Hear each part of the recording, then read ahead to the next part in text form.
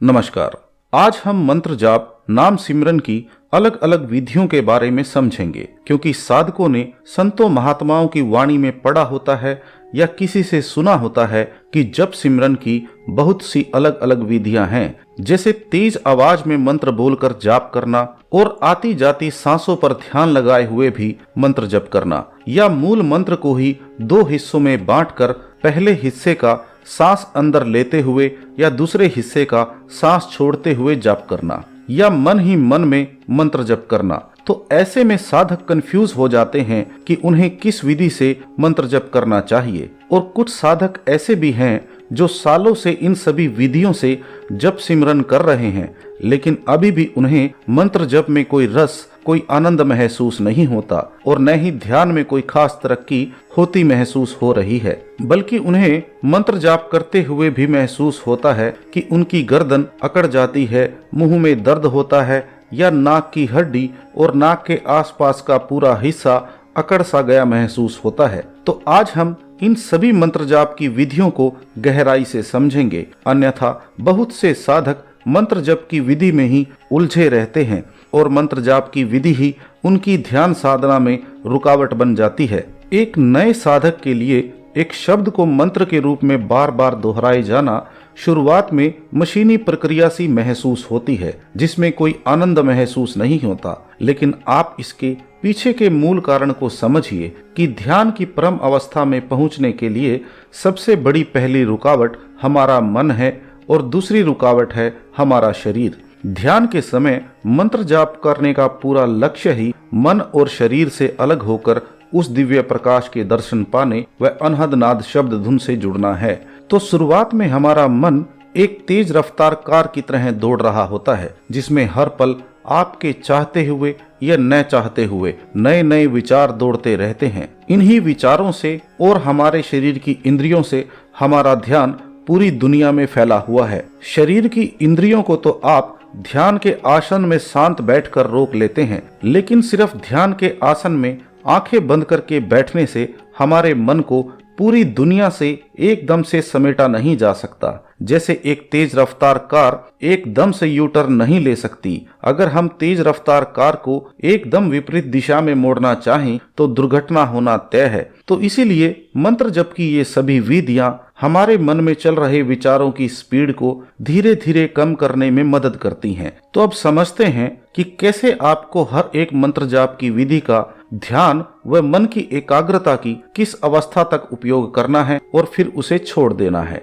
जैसे मुंह से बोलकर मंत्र जाप करने की विधि बिल्कुल नए साधक के लिए होती है, जिसने पहले कभी ध्यान नहीं किया हो, ताकि साधक मंत्र जाप को जोर से बोलकर करे और अपनी ही आवाज को सुने, जिसे सबसे पहले साधक अपने ध्यान को पूरी दुनिया से हटाकर एक शब्द रूपी मंत्र पर केंद्रित करने का अभ्यास करता है। इस मंत्र जाप विधि से कुछ देर बाद मुंह थक जाता है। आप ज्यादा देर तक लगातार ऊंचे ऊंचे मंत्र जाप नहीं कर पाते हैं और न ही आपको जबरदस्ती करना चाहिए। जब आपको लगे कि अब आप एकाग्र महसूस कर रहे हैं तो बिल्कुल शांत हो जाएं और आप पाएंगे कि जो मंत्र जाप की आपकी खुद की आवाज आपको कानों से सुनाई दे रही थी, अब वो आवाज आपके अंदर मन ही मन में चल रही है।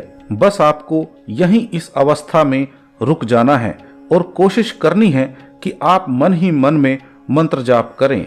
कुछ साधक जबरदस्ती मुंह से बोलकर लगातार जाप करते रहते हैं, जबकि शरीर थक चुका होता है, मुंह और गर्दन में अकड़ाहट महसूस होती है। आप एक बात याद रखें कि मंत्र जाप का लक्ष्य किसी भी तरह की मंत्रों की गिनती पूरी करना नहीं है, बल्कि मंत्र जाप करने का लक्ष्य पहले मन और फिर शरीर से अलग होना है। अगर आप जबरदस्ती ज्यादा समय तक बोलकर अभ्यास करते रहेंगे तो आपका ध्यान आपके मुंह और आपके कानों पर ही रहेगा, जबकि हमारा लक्ष्य ध्यान को अंदर की तरफ मोड़ना है। तो जो साधक बोलकर मंत्र जाप करते हैं, आपको धीरे धीरे हर रोज के अभ्यास से बोलकर करने वाले मंत्र जप के समय को कम करते चले जाना है और मन ही मन में जाप करने के समय को बढ़ाते चले जाना है, ताकि आप धीरे धीरे शारीरिक तौर पर बिल्कुल शांत हो जाएं और मन ही मन जप सिमरन के अभ्यास से मन को भी शांत करने की अवस्था में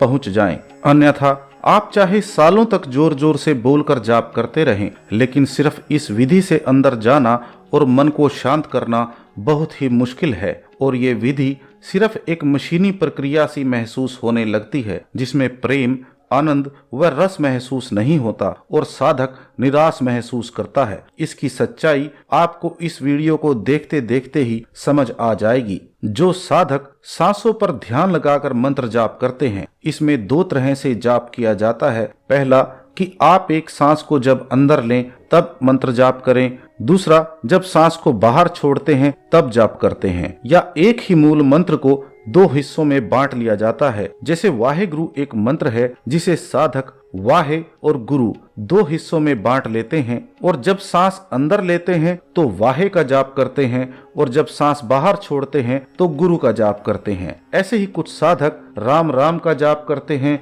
कुछ अल्लाहू का जाप करते हैं। अब ये वो विधि है जिसमें आप मुंह से बोलकर किए जाने वाले मंत्र जाप से एक अवस्था आगे हैं, क्योंकि इसमें आपका ध्यान कानों या मुंह पर नहीं जाता, जो कि शरीर के बाहरी अंग हैं, बल्कि आप सांसों पर ध्यान टिकाए रहते हैं। तो आप शरीर नहीं बल्कि शरीर के अंदर चलने वाली सांसों की प्रक्रिया व मन के ज्यादा करीब महसूस करते हैं। अगर आप अभी भी इस विधि से ध्यान कर रहे हैं तो आपको कुछ बातों का विशेष ध्यान रखना है। जैसे जप करते हुए अगर बीच में कोई बाहरी विचार अचानक आ जाता है जो आपके ध्यान को बाहर ले जाता है, लेकिन जब आपको महसूस होता है कि आप भटक गए हैं, ऐसे में साधक जब दोबारा सांस द्वारा जाप करने की कोशिश करता है तो न चाहते हुए भी बिना ये समझे कि जब आप वापस आए उस वक्त आपकी कौन सी सांस चल रही थी, अंदर जाने वाली या बाहर जाने वाली। ऐसे में साधक जबरदस्ती सांस की प्रक्रिया को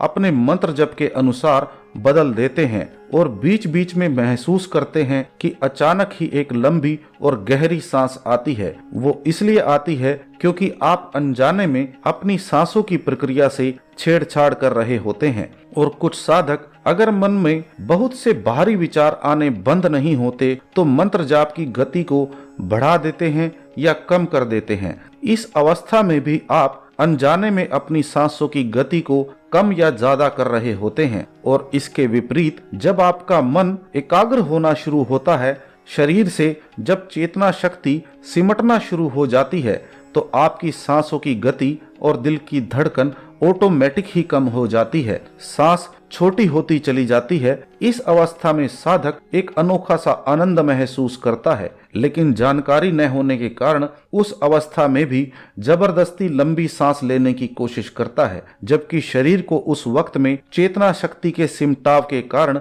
लंबी सांस की जरूरत ही नहीं है। इन सभी चीजों का शुरुआत में शरीर पर कोई बुरा प्रभाव महसूस नहीं होता, लेकिन लगातार अभ्यास से सांसों की गति के साथ अनजाने में की गई ये छेड़छाड़ एक शारीरिक बीमारी का रूप ले सकती है।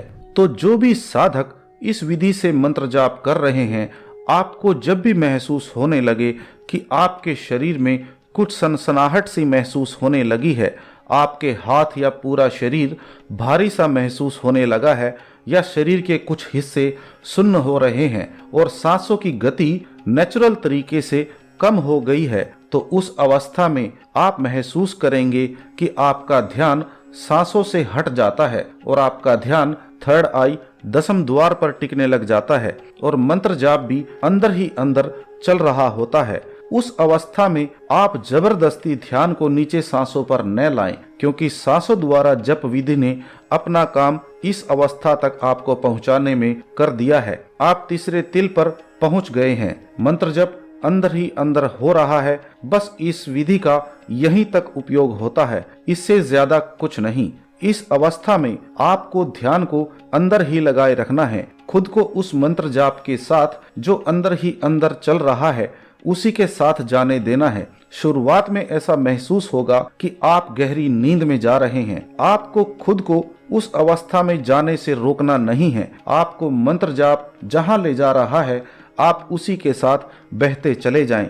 इस अवस्था में आपको ऐसा भी महसूस हो सकता है कि आप तो सांस ही नहीं ले रहे हैं या आपकी सांसें रुक गई हैं। आप इस अवस्था में बिल्कुल भी न घबराएं। हमारी सांस की गति बिल्कुल कम हो जाती है, लेकिन कभी भी रुकती नहीं है। इन दोनों ही मंत्र जाप विधियों का लक्ष्य आपके ध्यान को दसम द्वार थर्ड आई पर केंद्रित करना है, न कि हमें इन विधियों के साथ खुद को जोड़े रखना है। अगर आप लगातार अपने आप को दसम द्वार थर्ड आई पर जाने से रोकते हैं और जबरदस्ती ध्यान को बार बार सांसों पर लगाए रखते हैं, तो ऐसी अवस्था में जब आपको अनहद नाद शब्द धुन सुनाई देने लगती है और आप उस धुन को तीसरे तिल थर्ड आई से सुनने की कोशिश करते हैं, तो उस अवस्था में साधक खुद को बहुत बड़ी परेशानी में पाता है। उस अवस्था में ध्यान को नाक से माथे के बीच ले जाने के सफर में महीनों या कुछ केसेस में सालों का समय लग सकता है और ये एक साधक के लिए बहुत ही परेशानी का समय हो जाता है,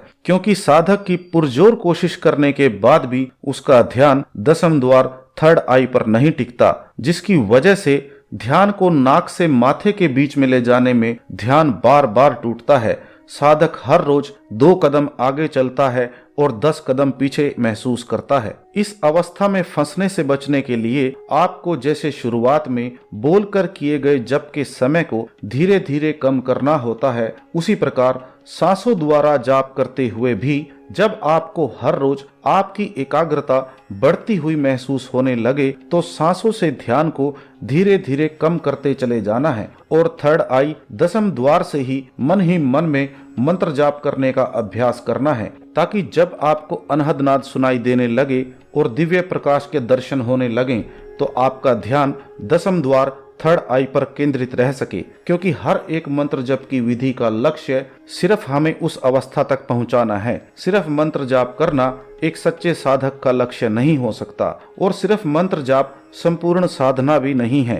मंत्र जाप ध्यान साधना का सिर्फ पहला स्टेप है। असली सफर तो तब शुरू होगा जब मंत्र जाप भी बंद हो जाता है और साधक अनहद नाद शब्द धुन की आवाज के खिंचाव से शरीर, मन और माया सबसे अलग होकर अपने अंदर प्रवेश कर पाता है। उस अवस्था में कोई मंत्र जाप नहीं, कोई अजपा नहीं, सिर्फ आपका असली चैतन्य खालस स्वरूप और परमपिता परमात्मा स्वरूप अनहद शब्द धुन और दिव्य प्रकाश ही मौजूद होते हैं। ये जो भी अवस्था इन दोनों मंत्र जप की विधियों की मैंने आपको बताई हैं, इनसे हर वो साधक गुजरा होता है या गुजर रहा है जो सालों से बोलकर या सांसों द्वारा मंत्र जाप का लगातार अभ्यास कर रहा है। और वो महान ज्ञानी लोग मुझे माफ करें जो संतों महात्माओं की वाणी के अलग अलग अर्थ समझाते हैं, क्योंकि मैं खुद को इतना पढ़ा लिखा नहीं मानता कि मैं किसी भी वाद विवाद में पढ़ूं, क्योंकि वाद विवाद के करने से अहंकार व मन की अशांति के सिवाय